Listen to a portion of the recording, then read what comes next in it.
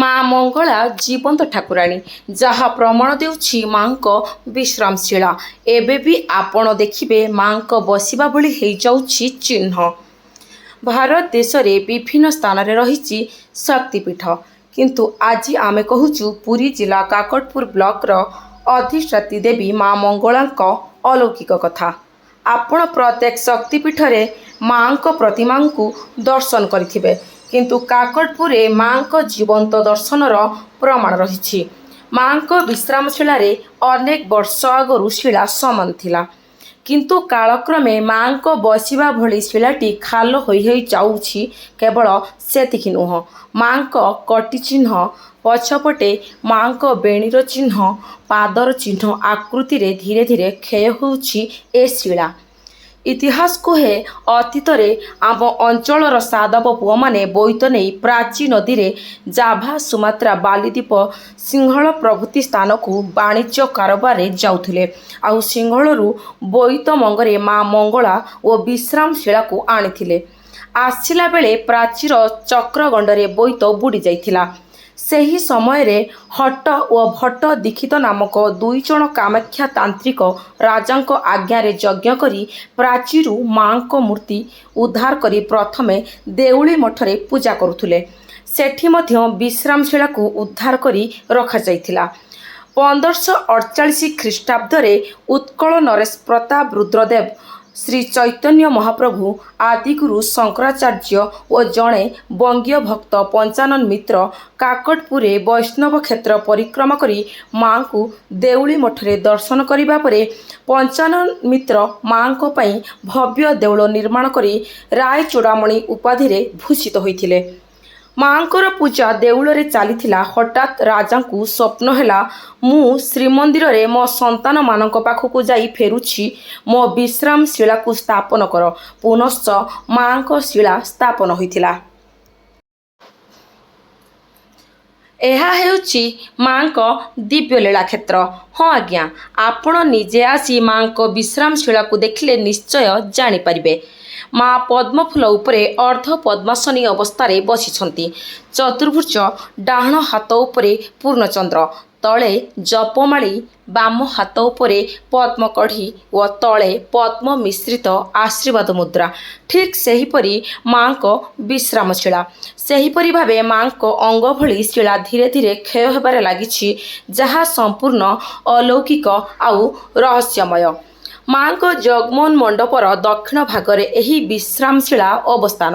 ପ୍ରତ୍ୟେକ ଦିନ ରାତ୍ରରେ ମାଙ୍କର ବଡ଼ ସିଂହାର ବେଶ ସରିବା ପରେ ପୂଜାପଣ୍ଡା ଏହି ଶିଳାକୁ କର୍ପୂର ଅଗୁରୁ ଚନ୍ଦନରେ ମାର୍ଜନ କରି ଫୁଲ ବିଛନ୍ତି। ଆଉ ମା ରାତ୍ରରେ ପୁରୀ ଶ୍ରୀକ୍ଷେତ୍ର ଯାଇ ନିଜ ସନ୍ତାନମାନଙ୍କୁ ଦର୍ଶନ ଦେଇ ଫେରନ୍ତି। ଶେଷରେ ଏହି ସ୍ଥାନରେ ବିଶ୍ରାମ କରି ଦେଉଳ ଭିତରେ ପ୍ରବେଶ କରନ୍ତି, ଯାହା ଆଜି ବି ନିଜ ଚର୍ମ ଚକ୍ଷୁରେ ଆପଣ ଦର୍ଶନ କରିପାରିବେ। ଅସ୍ତନଗରରୁ ସୁଜାତା ସାହୁଙ୍କ ରିପୋର୍ଟ, ଦେଶ ଦୁନିଆ ଖବର 24। ମନ୍ଦିର ଜଗନ୍ନାଥ ମହାପ୍ରଭୁଙ୍କର ଗୀତଗୋବିନ୍ଦ ପାଠ କରାଯାଏ। ଜଗନ୍ନାଥ ମହାପ୍ରଭୁଙ୍କର ବଡ଼ ସିଂହାର ବେଶ ହୁଏ ଏବଂ ପଣା ଭୋଗ ଲାଗି କରାଯାଏ। ସେଭଳି ଭାବରେ କାକଟପୁର ମା ମଙ୍ଗଳାଙ୍କ ମଧ୍ୟରେ ବର୍ଷର ପ୍ରତ୍ୟେକ ଦିନରେ ମା ମଙ୍ଗଳାଙ୍କ ପାଖରେ ରାତ୍ର ଶେଷରେ ମା ମଙ୍ଗଳାଙ୍କର ଯେଉଁ ଜଗମୋହନ ଅଛି, ସେ ଜଗମୋହନରେ ଗୀତଗୋବିନ୍ଦ ପାଠ କରାଯାଏ। ମା ମଙ୍ଗଳାଙ୍କୁ ବଡ଼ ସିଂହାର ବେଶ କରାଯାଏ ଏବଂ ବଡ଼ ସିଂହାର ବେଶ ସରିଲା ପରେ ମାଙ୍କ ପାଖରେ ପଣା ଭୋଗ ଲାଗି କରାଯାଇଥାଏ ଏବଂ ପଣା ଭୋଗ ଲାଗି ସରିଲା ପରେ ମାଙ୍କର ବାମ ପଟେ ରହିଥିବା ସିଂହକୁ ଆଜ୍ଞାମାଳ ପିନ୍ଧାଯାଏ ଏବଂ ଆଜ୍ଞାମାଳ ପିନ୍ଧେଇ ତାଙ୍କୁ ଆଳତି ସରିଲା ପରେ ପଣା ସମର୍ପଣ କରାଯାଏ ଏବଂ ମାଙ୍କର ମନ୍ଦିର ବନ୍ଦ କରାହୁଏ। ଏବଂ ପ୍ରତ୍ୟେକ ଦିନ ଯେହେତୁ ମଙ୍ଗଳା ମା ଶ୍ରୀମନ୍ଦିର ବିଜେ କରିଥାନ୍ତି ଏବଂ ମା ମଙ୍ଗଳାଙ୍କୁ ଦର୍ଶନ କରି ଆପଣ ବାହାରିଲା ପରେ ମା ମଙ୍ଗଳାଙ୍କର ଡାହାଣ ପଟେ ଦେଖିବେ ଯେଉଁ ଜଗମୋହନ ଅଛି, ଯେଉଁଠି ଆମର ଆଷାଢ଼ ମାସ 16 ଦିନ ଉପରେ ଜଗତୀ ପୂଜା କରାଯାଏ, ସେ ଜଗମୋହନରେ ମା ମଙ୍ଗଳାଙ୍କର ବିଶ୍ରାମଶିଳା ଅବସ୍ଥିତ। ଏବଂ এই ଯେଉଁ ବିଶ୍ରାମଶିଳାଟି ଅତ୍ୟନ୍ତ ମନୋରମ କରୁଛି। ଯେହେତୁ ଜଗନ୍ନାଥଙ୍କୁ ମା ମଙ୍ଗଳା ଆଜ୍ଞା ଦେଇଥାନ୍ତି ପ୍ରତ୍ୟେକ ଦିନ ମଙ୍ଗଳା ମା ନିଃଶ୍ୱାସ ରାତ୍ରେ ଶ୍ରୀମନ୍ଦିର ବିଜେ କରିଥାନ୍ତି ଏବଂ ଶ୍ରୀମନ୍ଦିରରୁ ଫେରିଲା ପରେ ମା ମଙ୍ଗଳା ମନ୍ଦିର ଚାରିପଟେ ପ୍ରଦକ୍ଷିଣ କରନ୍ତି। ଏତେ ଯେମିତି ମା ବସିଛନ୍ତି ପଦ୍ମଫୁଲ ଉପରେ ଅର୍ଦ୍ଧ ପଦ୍ମାସନରେ, ସେଭଳି ଭାବରେ ଜଗମୋହନରେ ଥିବା ବିଶ୍ରାମଶିଳାରେ ମଙ୍ଗଳା ମା ଅର୍ଦ୍ଧ ପଦ୍ମାସନରେ ବିରାଜମାନ କରିଥାନ୍ତି ବା ବିଶ୍ରାମ ନେଇଥାନ୍ତି। ଏବଂ ସବୁଠାରୁ ଆଶ୍ଚର୍ଯ୍ୟ କଥା ହେଲା, ବିଶ୍ରାମଶିଳାରେ ମଙ୍ଗଳା ମା ବସିଲା ଫଳରେ ସେ ବିଶ୍ରାମଶାଳାଟି ଆସ୍ତେ ଆସ୍ତେ ଦବି ଦବି ଯାଉଛି। ଏ କଥା ଆମେ ହିଁ କହିବୁ।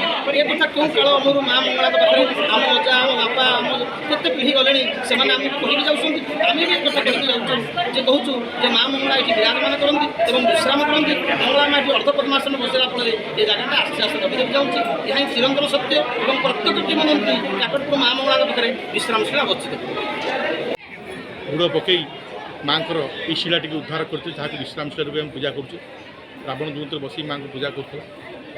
ଏ ଶିଳାଟି ମାଆଙ୍କୁ ସ୍ୱପ୍ନାଦେଶରେ ମନ୍ଦିରର ଦକ୍ଷିଣ ଭାଗରେ ଜଗମୋହନରେ ପୂଜା ପାଉଛନ୍ତି।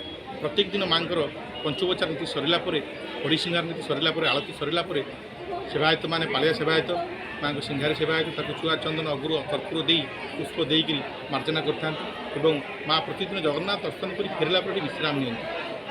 ଇଏ ଏକ ଅଲୌକିକ ଦୃଶ୍ୟ, ବିଶ୍ରାମଶୀଳ, ଯେଉଁଠି ମାଆଙ୍କର ସମସ୍ତ ଚିହ୍ନବର୍ଣ୍ଣ ଭକ୍ତମାନେ ଦର୍ଶନ କରିଥାନ୍ତି ଏବଂ କୃପାଭିକ୍ଷା କରିଥାନ୍ତି। ଯେଉଁ ଭକ୍ତମାନେ ମାଆଙ୍କୁ ଦର୍ଶନ କରିପାରନ୍ତିନି, ପହଡ଼ ପଡ଼ିଥାଏ, ଶିଳା ଦର୍ଶନ କରି ସ୍ପର୍ଶ କରିକି ଗଲେ ମାଆଙ୍କୁ ଦର୍ଶନ କରିବାର କୃପାଭିକ୍ଷା ମଧ୍ୟ କୃପାଲାଭ ମଧ୍ୟ ପାଇଥାନ୍ତି। ଏହା ହିଁ ମାଆଙ୍କର ବିଶ୍ୱାସ। ଯେତେବେଳେ ନବକଳବର ହୁଏ ଦଇତାପତିମାନେ ଆସି ବିଶ୍ରାମଶିଳାକୁ ଆଗ ସ୍ୱତନ୍ତ୍ର ଭାବେ ପୂଜା ଅର୍ଚ୍ଚନା କରିଥାନ୍ତି ଏବଂ ମୁଣ୍ଡ ଲଗେଇ ମାଆଙ୍କର ଦକ୍ଷିଣ ପଟେ ପ୍ରବେଶ କରିଥାନ୍ତି ଏବଂ ମାଆଙ୍କର ଆଜ୍ଞାମାଳ ନିର୍ଦ୍ଦେଶ ମିଳିଥାଏ। ବିଶ୍ରାମଶିଳା ଅଲୌକିକ ଜିନିଷ। ଏ କଳିଯୁଗରେ ଏମିତି ଏକ ପଥର ଯାହା କ୍ଷୟ ହୋଇଯାଉଛି, ଆସ୍ତେ ଆସ୍ତେ ଖାଲ ହୋଇଯାଉଛି, ଯାହା ଉପରେ ମାଆ ବସିଲେ ପୂଜା ପାଇଥାନ୍ତି। ତ୍ରେତୟା ଯୁଗରେ ରାବଣ ମଧ୍ୟ ମାଆଙ୍କୁ ଏହି ପୂଜା ବସି ପୂଜା କରିଥାନ୍ତି।